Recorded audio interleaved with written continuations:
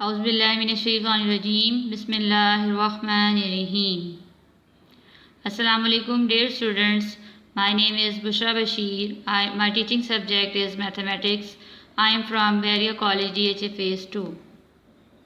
Chapter number 1 sets. Lesson number 2 topics are subsets, types of subsets and universal set. In this video we discuss about subset, proper subset, improper subset and universal set. सबसे पहले हम चलते हैं subset की तरफ. Set A is set to be a subset of set B. यानी अगर हमें ये बताना हो कि सेट ए जो है वो सेट बी का सबसेट है तो उसके लिए क्या कंडीशन होगी? Every element of set A is also an element of set B. यानी सेट ए के तमाम एलिमेंट्स जो हैं, ऑल एलिमेंट्स जो हैं, वो सेट बी के भी एलिमेंट्स होने चाहिए. For example A is equal to 1 2 and 3 और B is equal to 1 2 3 and 4. अब आपको नजर आ रहा है कि जो सेट ए के तीनों एलिमेंट्स हैं वो सेट बी के भी एलिमेंट्स हैं. ठीक है, सिर्फ एक 4 जो है वो इस सेट में एक्स्ट्रा है जो सेट ए में मौजूद नहीं है, लेकिन सेट ए के तमाम एलिमेंट्स जो है वो सेट बी के एलिमेंट्स भी हैं. तो हमारे पास जो डेफिनेशन है सबसेट की उसके according every element of set A is also an element of set B. अब हम इसे सिंबॉलिकली ऐसे ही लिखेंगे, A is a subset of B. ये साइन जो है वो हम यूज करते हैं किसके लिए? सबसेट के लिए. यानी A is a subset of set B. अच्छा, इस सबसेट के लिए दो चीजें जो हैं वो नोट करने वाली हैं. सबसे पहली चीज तो ये कि null set is a subset of every set. यानी जब हमने नल सेट लास्ट वीडियो में मैंने आपको बताया था, नल सेट क्या होता है कि सेट हैज नो एलिमेंट. ठीक है, तो यहाँ पर जब हम सबसेट्स की बात करेंगे तो जो नल सेट है वो हर सेट का क्या होगा? सबसेट होगा. यानी अगर हम सबसेट्स लिखना शुरू करेंगे तो सबसे पहले हम जो सेट लिखेंगे वो क्या होगा? नल सेट होगा. सेकेंडली जो हमारे पास एक और चीज जो हमें नोट करने की जरूरत है वो है every set is a subset of itself. यानी जो आपके पास कोई भी सेट है वो अपना ही क्या होगा? सबसेट होगा. यानी every set is a subset of itself.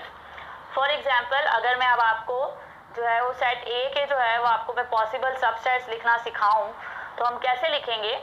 जैसे अब ए सेट जो है उसमें हमारे पास कौन कौन से एलिमेंट्स है? 1 2 and 3. अच्छा, सबसे पहली चीज जो हमें नोट करनी है थी वो क्या थी? Null set is a subset of every set. यानी जो सबसे पहले हम जब सबसेट लिखना शुरू करेंगे तो उसमें सबसे पहले हम लिखेंगे नल सेट. अच्छा, अब हम जब सबसेट्स बनाना शुरू करेंगे तो हमने सबसेट की डेफिनेशन में ये पढ़ा था कि जो एवरी एलिमेंट होता है किसी भी सेट का वो दूसरे सेट का एलिमेंट होना चाहिए. ठीक है, इट मीन्स कि आपके पास जो सेट ए है उसके जितने भी एलिमेंट्स हैं अगर मैं उन्हें अलग अलग करके लिख दूं तो वो सारे एलिमेंट जब अलग अलग करके लिखूंगी सेट्स बनाकर तो वो सारे एलिमेंट जो है वो सेट ए में से ही होंगे. तो इसीलिए आपके पास देखें यहाँ पर सबसे पहले मैंने क्या लिखा? Null set. फिर मैंने 1 को अलग, 2 को अलग, 3 को अलग. आप देखिए 1 2 3 जो ये अलग अलग एलिमेंट्स थे उनको मैंने अलग अलग जो है वो सेट्स में लिख लिया. मीन्स के नल सेट 1 2 and 3 जो है वो सेट ए के क्या हो जाएंगे? सबसेट्स हो जाएंगे. उसके बाद मैंने पेयर्स की फॉर्म में लिखा 1 2 1 3 2 3 और लास्ट में मैंने लिख दिया 1 2 3. अच्छा, नेक्स्ट जो हमने एक जो चीज पढ़ी थी वो क्या थी कि every set is a subset of itself. यानी जो हर सेट है वो अपना ही क्या होगा? सबसेट होगा. तो ये चीज आपके पास देखें, नोट डाउन करें कि यहाँ पर मैंने वो ही सेट जो दिया हुआ था वो दोबारा यहाँ लिख दिया. तो हमारे पास दोनों कंडीशन जो है वो फुलफिल हो रही हैं. एक तो ये कि नल सेट जो है वो हर जो पॉसिबल सबसेट जब लिखे जाएंगे तो उसमें सबसे पहले क्या लिखा जाएगा? नल सेट लिखा जाएगा.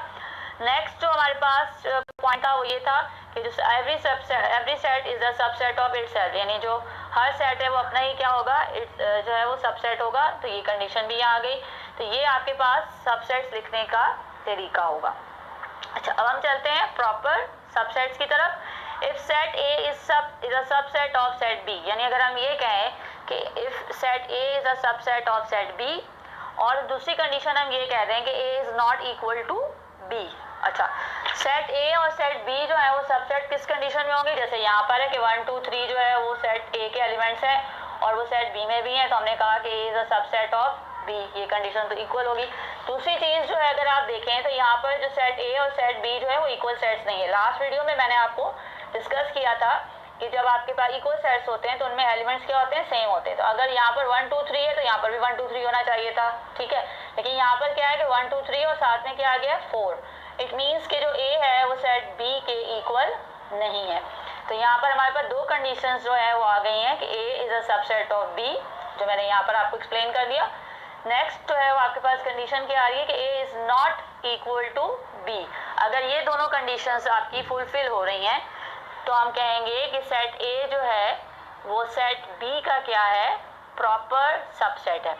अब इसे हम सिंबल के फॉर्म में कैसे लिखेंगे, A is a proper subset of B. अब देखिए यहाँ पर नीचे लाइन मैंने यूज नहीं की है, और नीचे लाइन जो है अब भी जब हम आगे हम क्वेश्चंस में पढ़ेंगे तो कई दफ़ा हमें जो ये साइन यूज हो नीचे ये लाइन लगी हुई, उसका मतलब होता है कि वो इक्वल भी है और वो सबसेट भी है। लेकिन यहाँ पर हमारे पास सबसेट तो है और लेकिन वो इक्वल नहीं है, इसलिए मैंने नीचे जो है वो लाइन यूज नहीं की है, जो शो कर रहा है कि A is a proper subset of B. Next हमारे पास है इम्प्रॉपर सबसेट। अब इम्प्रॉपर सबसेट में क्या होगा कि आपके पास जो है वो सेट ए जो है वो सेट बी का भी सबसेट होगा और जो बी है वो सेट ए का भी होगा, यानी इसमें दोनों कंडीशन आ जाएंगे। यानी हम ये कहेंगे कि जो ए है वो बी का भी सबसेट है और जो बी है वो सेट ए का भी सबसेट है। फॉर एग्जाम्पल अगर हमारे पास यहाँ पर लिखा हुआ है कि A is equal to 1 2 3 and B is equal to लिखा हुआ है 1 2 3। अब देखिए दोनों जो है ए जो है उसके तमाम एलिमेंट सेट बी में और बी के तमाम एलिमेंट जो है वो सेट ए में। इसका मतलब है सेट ए जो है वो सेट बी का सबसेट है और जो बी है वो सबसेट है किसका, सेट ए का, और बोथ आर इक्वल, और दोनों जो है वो क्या है, इक्वल है। तो जब ये कंडीशन आ जाएगी तो हमारे पास जो सबसेट होगा वो कौन सा सबसेट हो जाएगा, इम्प्रॉपर सबसेट। ठीक है। अच्छा, लास्ट जो हमारा सेट है उसे वो उसका नाम है यूनिवर्सल सेट। अब यूनिवर्सल सेट क्या, यूनिवर्सल से समझ आ जाना चाहिए कि आपके पास अ सेट विच कंटेन्स, यानी आपके पास एक ऐसा set all the sets under consideration, यानी कि उस सेट में से जो कि हमारे पास एक बड़ा सा सेट है उसमें से हम बाकी सेट्स को जो है वो कंसीडर कर रहे हैं या उसमें से बना रहे हैं, तो वो सेट जो है वो क्या हो जाएगा, यूनिवर्सल सेट हो जाएगा। फॉर एग्जाम्पल जैसे हमारे स्कूल के स्टूडेंट्स हैं, ठीक है, ऑल स्टूडेंट्स जो है वो हमारा क्या हो जाएगा, यूनिवर्सल सेट हो जाएगा। और जो हमारी अलग अलग सेक्शन है, जैसे हमारे पास जो है वो 10 के सेक्शंस अलग हैं, 9 के सेक्शंस अलग हैं, 8 के सेक्शंस अलग हैं, 7 के सेक्शंस अलग हैं, तो वो सब क्या बन जाएंगे, उस पूरे बड़े यूनिवर्सल सेट के सबसेट्स बन जाएंगे। और जब हम दोनों सबको कंबाइन कर देंगे तो दोबारा वो क्या बन जाएगा, यूनिवर्सल सेट बन जाएगा। और यूनिवर्सल सेट को जो है वो किस तरीके से शो किया जाता है, इस यू से शो किया जाता है, कैपिटल यू यूज़ किया जाता है किसको शो करने के लिए, यूनिवर्सल सेट के लिए। Thank you.